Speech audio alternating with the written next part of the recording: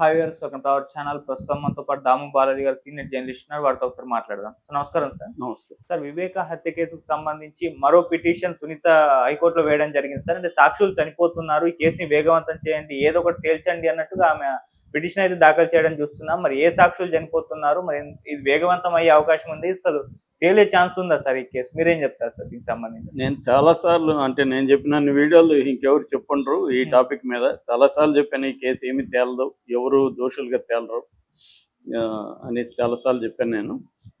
ఎందుకంటే అప్పట్లో నేను మొత్తం డాక్యుమెంట్స్ అవన్నీ కూడా పరిశీలించాను, కేసుని క్షుణ్ణంగా చూశాను.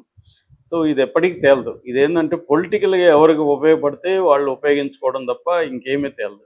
సింపుల్ ఎగ్జాంపుల్ చెప్పాలంటే, జగన్ ప్రభుత్వంలో అవినాష్ రెడ్డిని అరెస్ట్ చేయడానికి సిబిఐ ట్రై చేసింది. కర్నూలులో పెద్ద హడావిడి జరిగింది. అప్పుడు జగన్ పోలీసులను పెట్టి సిబిఐని ఆపేశారని తెలుగుదేశం మీడియా అంతా హంగామా చేసింది, సునీత చేసింది. మరి ఇప్పుడు వచ్చి వీళ్ళ ప్రభుత్వమే సెంట్రల్లో వెళ్దా ఉంది, స్టేట్లో వెళ్దా ఉంది. చంద్రబాబు ఒక మాట గట్టిగా మోడీకి చెప్తే నిమిషాల్లో అవినాష్ రెడ్డిని ఎత్తి లోపలేస్తారు. 8 నెలలు అయిపోయింది, ఎందుకు వేయలేదు? చంద్రబాబు గట్టిగా ఈ కేసుని డీల్ చేసి త్వరగా ట్రయల్కి తీసుకెళ్ళండి అని మోడీకి చెప్తే ఈ కేసు ఎప్పుడూ తేలిపోయేది. ఎందుకు చేయలేదు? సునీత ఎందుకు చంద్రబాబు మీద ప్రెజర్ చేయలేకపోతుంది? ఇదే షర్మిల ఎలక్షన్ ఇష్యూగా మార్చింది దీన్ని. మరి ఇప్పుడు ఎందుకు చేయలేకపోతున్నారు అంటే, అందరూ దీంట్లో గేమ్ ఆడుతున్నారు. చంద్రబాబు గేమ్ ఆడుతున్నాడు, జగన్ గేమ్ ఆడుతున్నారు, సునీత, షర్మిల అందరూ గేమ్ ఆడుతున్నారు తప్ప ఎవరికి దీన్ని తేల్చాలని ఎవరికి లేదు. ఇది రాజకీయంగా ఎవరికి ఉపయోగపడితే వాళ్ళు ఉపయోగించుకుంటున్నారు. 2019 మార్చ్ 15న ఆయన చనిపోతే ఇవాళ ఎంత? నెక్స్ట్ మార్చ్ వస్తే 6 ఏళ్ళు కంప్లీట్ అయిపోతుంది. 2025 మార్చ్ 15కి 6 ఇయర్స్ కంప్లీట్ అవుతుంది. ఒక మామూలు హత్య కేసుని మనం చూస్తున్నాం, ముక్కలు ముక్కలుగా చంపేసి మొన్న గురుమూర్తి అనేవాడు కాల్చేసి ఎక్కడ ఆనవాళ్ళు మిగలకపోతే కూడా హైటెక్ ఇచ్చేసి, అది కూడా ఎవరో కాదు, సిబిఐయో ఇంకేదో కాదు, అక్కడ ఉన్న లోకల్ పోలీసులే, మీర్పేట పోలీసులే దాన్ని బ్లూరే టెక్నాలజీ అవన్నీ ఉపయోగించి దాన్ని కేసుని ఒక కొలిక్కి తీసుకొచ్చారా లేదా? ఇది క్లియర్గా, ఇంకా క్లియర్గా ఉంది. దీంట్లో సిబిఐ ఇన్వాల్వ్ అయింది. ఆల్రెడీ 2 సిట్లు వైసీపీ సిట్ ఉంది, తెలుగుదేశం ప్రభుత్వం సిట్ వేసింది, వాళ్ళు తేల్చలేదు. సిబిఐ వచ్చారు. సిబిఐ కూడా ఎప్పుడు రంగంలో దిగింది? మార్చి 20, 2020లో హైకోర్టు, ఆంధ్రప్రదేశ్ హైకోర్టు సిబిఐకి అప్పగించింది. సిబిఐ రంగంలో దిగింది. అయితే కోవిడ్ వల్ల ఆగి మళ్ళీ జూన్ 2021 నుంచి సిబిఐ దీంట్లో పనిచేస్తుంది.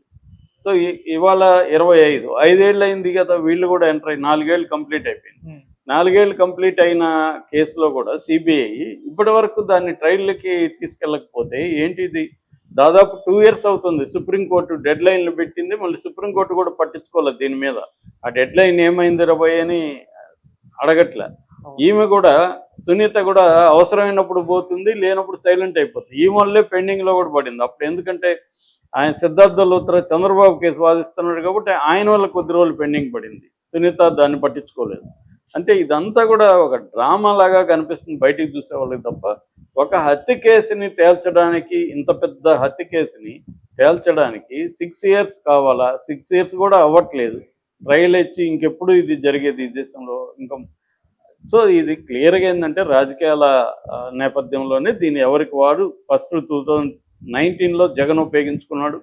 చంద్రబాబు మీద నారాసుర రక్త చరిత్రను పుస్తకం వేశాడు, చంద్రబాబు వాళ్ళే చేశారన్నాడు. అప్పుడు సునీత కూడా జగన్కు ఉపయోగపడింది. చంద్రబాబు జరిగిందని సునీత చెప్పింది.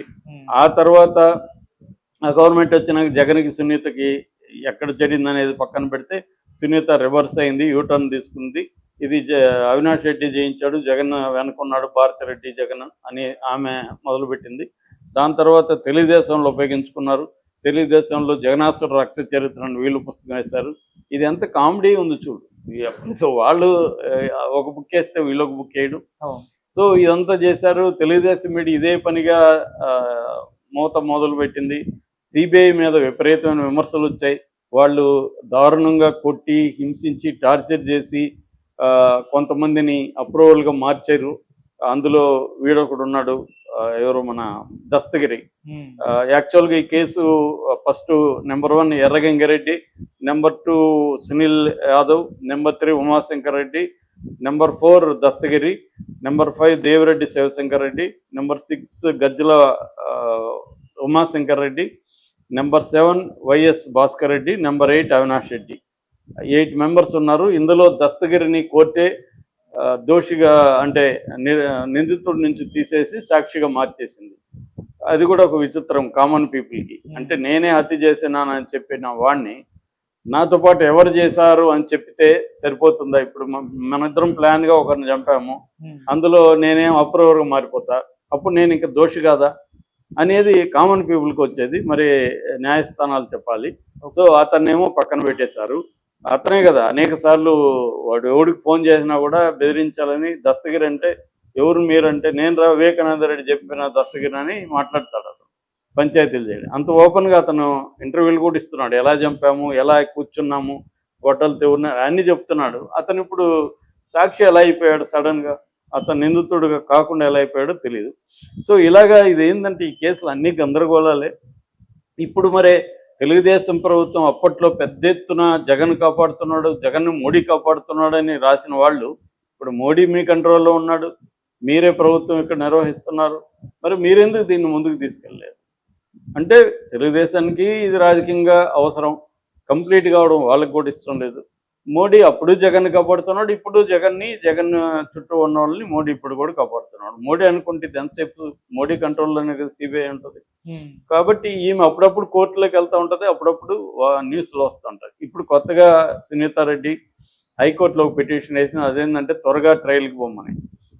త్వరగా ట్రైబల్ బొమ్మని అడగాల్సింది ఈమె ఎవరిని? మోడీని అడగాలి, చంద్రబాబుని అడగాలి. చంద్రబాబుని అడిగి చంద్రబాబు చెప్తే మోడీ సిబిఐకి చెప్తే వెళ్తుంది.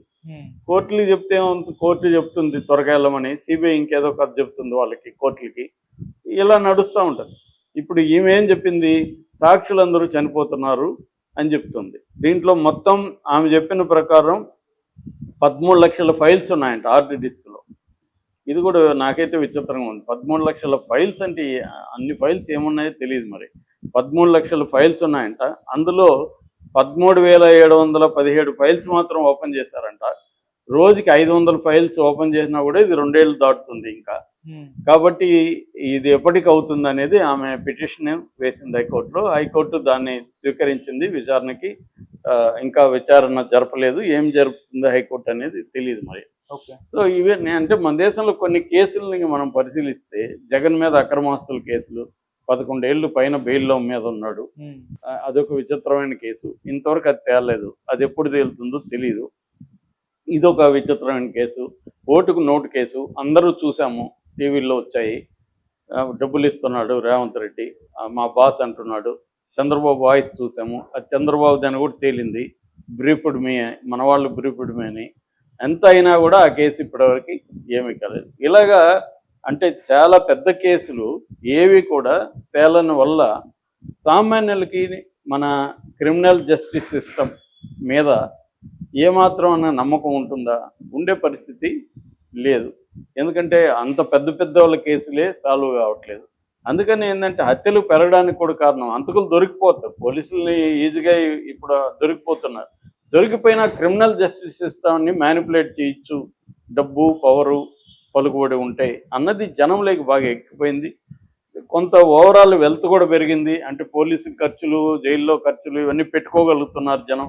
సో ఎవరన్నా వేసేసి ఒక 1-2 lakhs ఖర్చు పెట్టుకుంటే చాలులే అన్న ఒక ట్రెండ్ జనాల్లోకి వెళ్ళిపోయింది. అందుకని క్రైమ్ కూడా ఏమాత్రం మనకి తగ్గట్లేదు. క్రైమ్ మొన్న కూడా తెలంగాణలో కూడా డీజీపీ ప్రకటించిన దాంట్లో క్రైమ్ గతం కంటే పెరిగిందని చెప్తున్నారు తప్ప తగ్గిందని చెప్పట్లేదు. హత్యలు కానీ అన్నీ పెరుగుతున్నాయి. మామూలుగా మనమే చాలా హత్య కేసులు చెప్పుకుంటున్నాం అంటేనే అర్థమవుతుంది. సో ఇదంతా ఏంటంటే క్రిమినల్ జస్టిస్ ఒక పక్క కోర్టుల్ని వాళ్ళని కూడా మనం ఏమనలేం. ఎందుకంటే 5 కోట్ల కేసులు